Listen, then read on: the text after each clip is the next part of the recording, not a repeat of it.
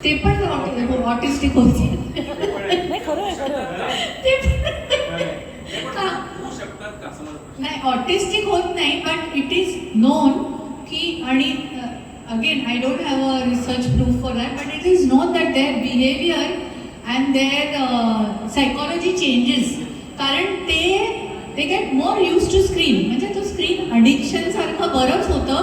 आणि इव्हन आता एक डॉक्टर राजेश देशपांडे म्हणून पुण्याला कोणतरी फेमस न्यूरोलॉजिस्ट, त्यांचा एक तो ब्लॉग आहे, तो सर्क्युलेट होतोय की retired very high position man he started using screen after his retirement, आणि कशी त्यांची पर्सनॅलिटी बदलली. सो होऊ शकतं.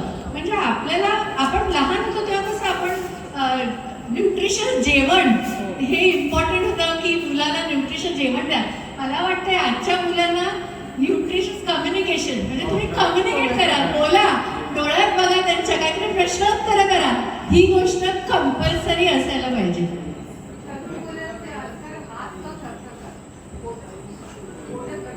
काय करणार?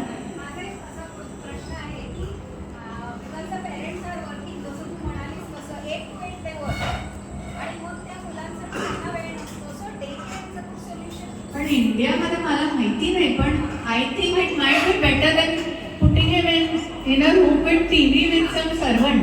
कारण काय होतं, बरेचदा ते सर्वंटवर टाकतात आणि मग सर्वंट स्वतः पण टीव्ही बघतात आणि त्या मुलांना पण टीव्ही असतात. त्याच्यापेक्षा day care might be better. And I personally feel, मी एखादा डे केअर बघितलं US मध्ये. आपण पूर्वी म्हणायचो की US मध्ये ह्युमन कॉन्टॅक्ट इज लेस म्हणून autism might be, but their discipline is more.